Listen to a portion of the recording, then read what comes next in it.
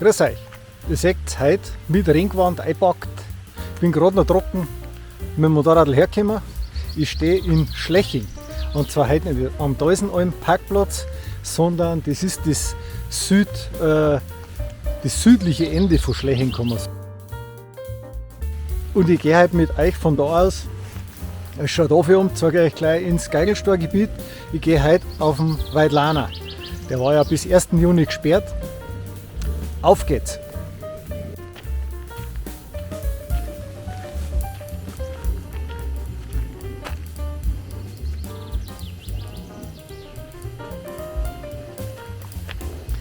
Das ist ein recht unspektakulärer Aufstieg, oft auf der Straße. Ich glaube, dass einmal ein Stück als Steig abgekürzt werden kann. Und wir gehen heute von da aus eben auf den Weidlaner Kopf, der auch noch eben zum Naturschutzgebiet Geigelsteuer gehört. Und da war der Aufstieg bis 1. Juni komplett gesperrt. Und darum packen wir den jetzt. Es soll heute bald schöner werden. Darum stören wir jetzt die paar Tropfen nicht. Ich kann ja gleich mal Kraxen ausprobieren, die jetzt mit Poncho ausgestattet ist, also praktisch integriert. Und bis jetzt schaut das ganz gut aus.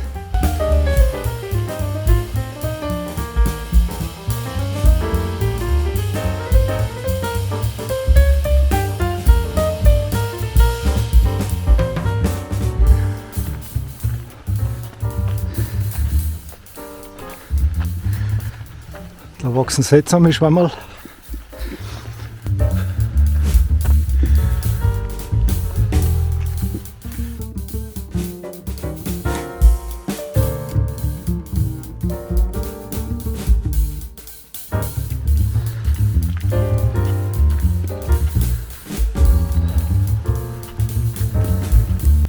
Naja, ihr seht schon, es geht recht unspektakulär darauf. Habe ich auch ganz bewusst für heute ausgesucht. Vom schlechten Wetter ins schöne Wetter reingehen. Das macht mir nichts aus. Es soll jetzt so die nächste Stunde das Regen ganz aufhören.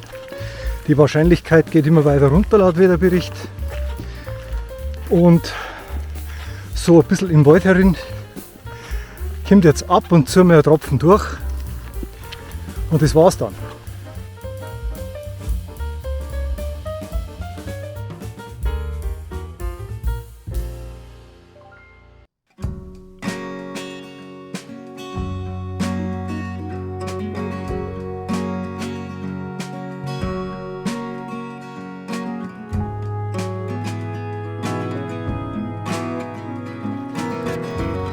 Da rechts gehen wir jetzt auch auf. Das ist aber nicht wirklich ein Abkürzer. Das ist praktisch bloß parallel zu dem ganz schmalen Fahrweg. Ich möchte jetzt noch gar nicht Straße dazu sagen. Es ist da wirklich angenehm zum Gehen. Und auch wenn ich sonst ein totaler Fan von Steige bin, muss ich sagen, also solche Abkürzer in Anführungszeichen finde ich sogar eher sinnlos. Das muss eigentlich nicht sein. Weil der gleich nach der Schlaufen schon wieder auf die Straße runterkommt, beziehungsweise vielleicht 200 oder 300 Meter, was das lang ist, kommen sie wieder zusammen.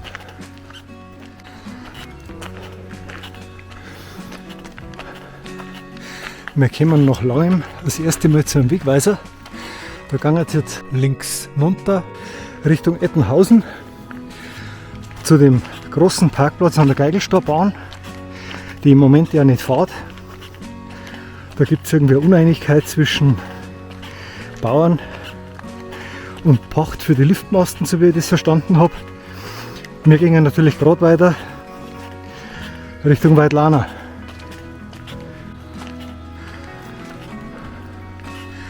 Geht eine fette Wasserleitung runter. Und ich habe fast den Eindruck, als ob es jetzt das Regen doch aufhört. So wie es vorher gesagt war. Die Bahn tropfen natürlich noch ein bisschen nach, aber das ist nicht tragisch.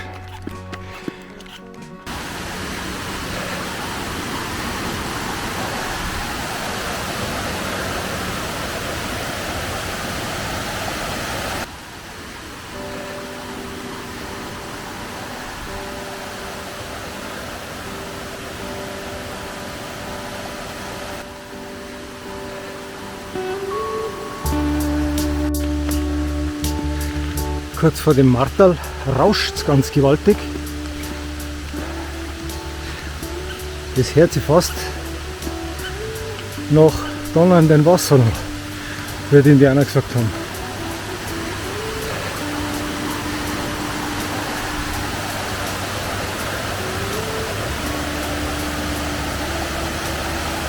Da ist auch ganz schön viel Wasser drin im Moment.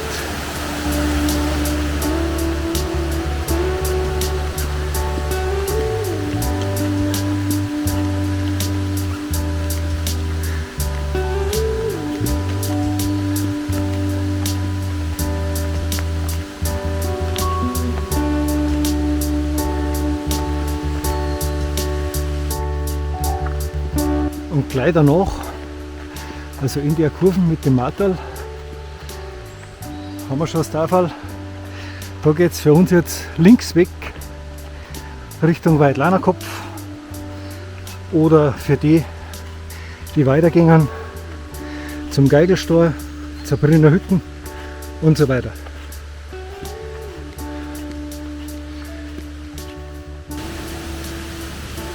Da rauscht es jetzt richtig.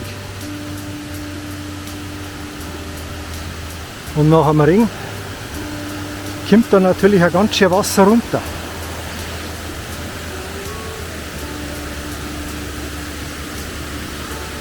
Da überqueren wir jetzt gleich eine schmale Holzbrücke.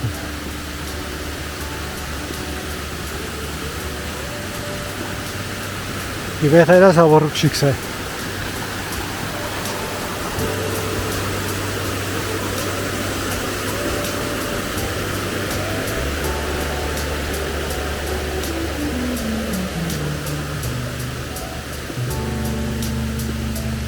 Aber gefühlt im Schneckentempo und mit einer guten Schusswelle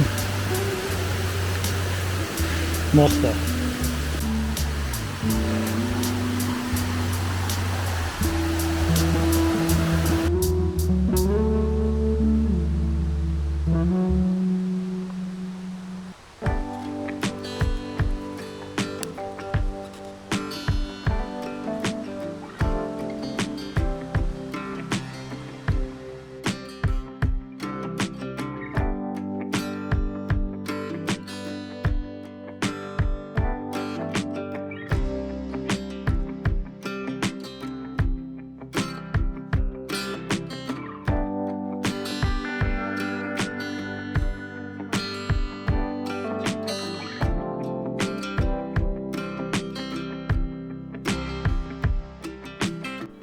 Ich meine, wir sind schon ziemlich weit herum, aber die Tatsache, dass es da heller wird, heißt noch nicht, dass wir komplett aus dem Wald heraus sind. Ich erinnere mich, dass da noch ein Stückerl Straße kommen muss.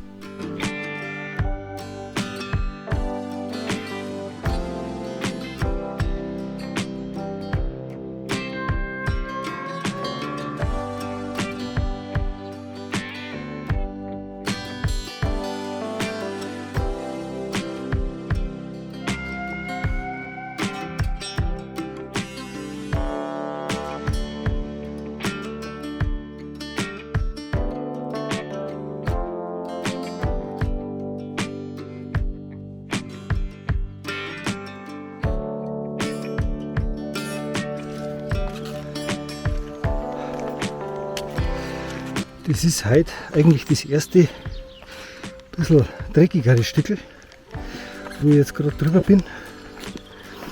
Da läuft halt das Wasser direkt im Steig runter und jetzt wird es aber auch schon wieder leichter.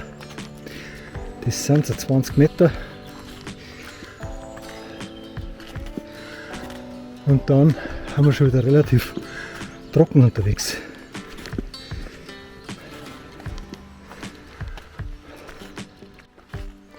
Ja, und gleich danach, ich habe es eben doch richtig in Erinnerung gehabt, kommen wir nur mehr auf der Straße raus.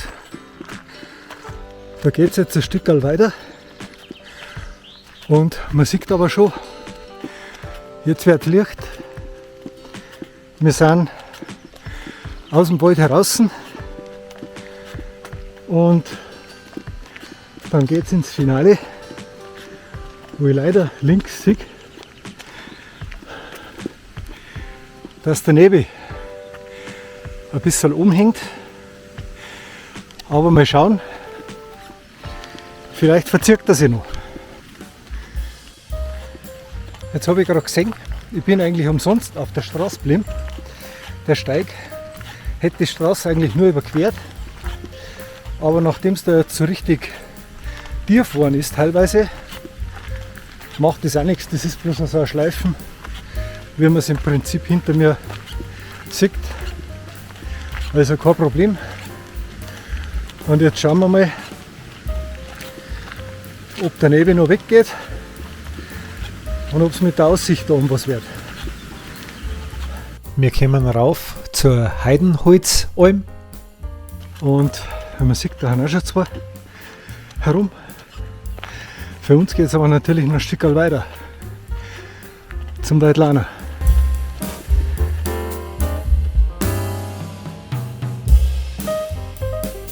Direkt an der Heidenholzalm auf 1340 Meter, da haben sie es auch mal netterweise hingeschrieben, geht es für uns rechts rein in den Steig. Das ist die Nummer 8, habe ich irgendwo gesehen. Da war es auch geschrieben, ja, da oben auf dem Stor.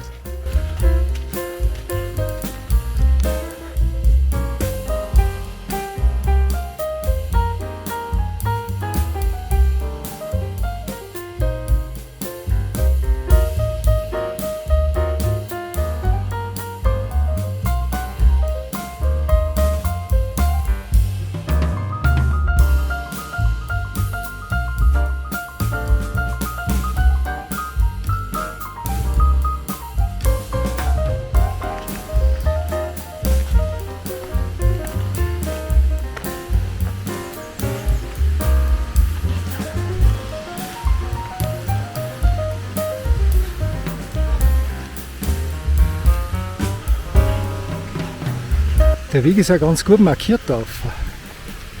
Zwar ein bisschen ältere Markierungen und auch schon ein bisschen verblasst manchmal, aber meistens braucht man es sowieso nicht. Es ist wirklich aber gut zum Sehen, wo es weitergeht.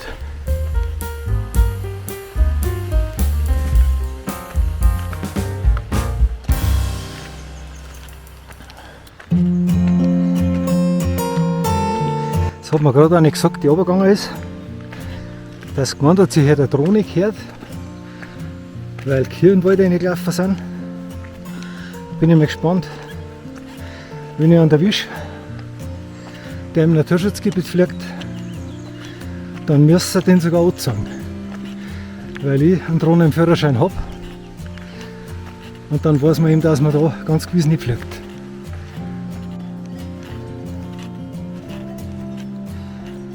So, jetzt sind wir endgültig aus dem Wald heraus. Ich weiß nicht, ob das auf dem Video schon so rüberkommt, aber tatsächlich merke ich so ein paar Sonnenstrahlen.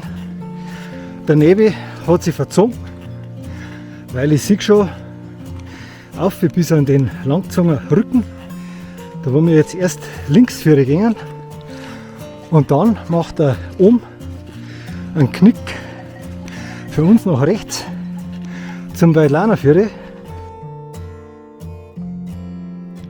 Oberhalb der Rinner liegt die Rossalm, die auf dem Weg zum Geigelstein überliegt. Da weiß ich aber halt nicht, ob die heute offen hat oder ob es bei jedem wieder offen hat. Bin mir auch nicht sicher, ich glaube sogar, der hat einen Eintrag im Internet.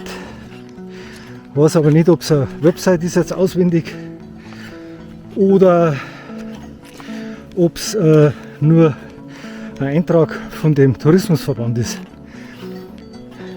Da könnt ihr aber nachschauen in meiner Liste Touren von Rucksacttaxi.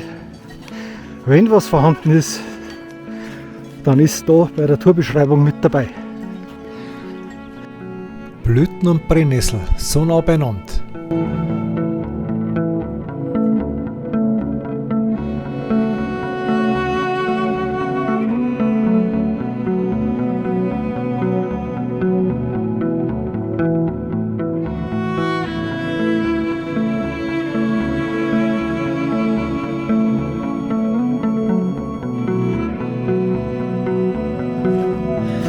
Wir kommen gerade rauf.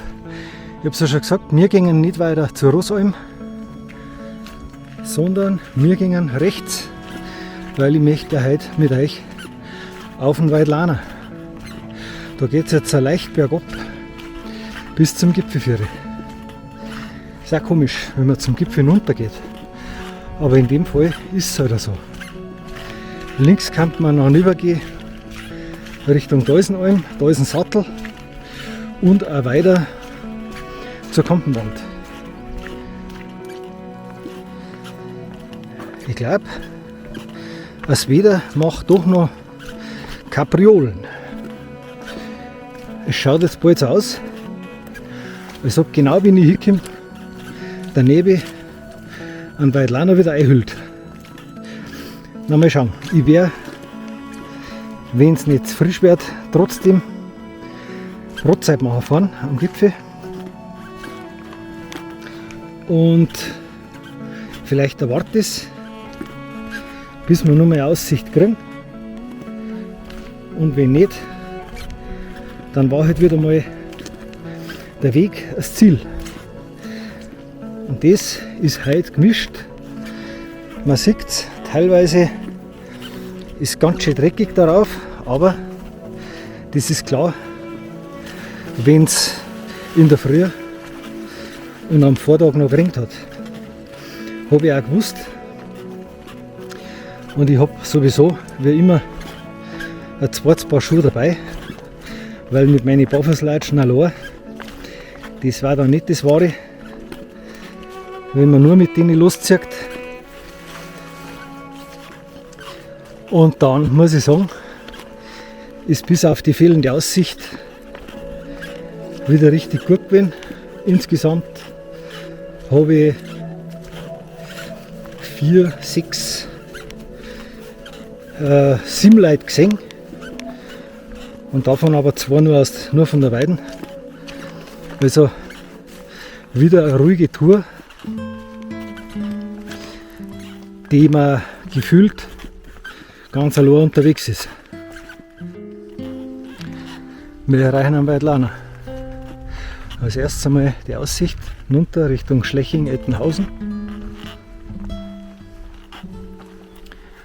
Und dann noch kurz auf zum Kreuz.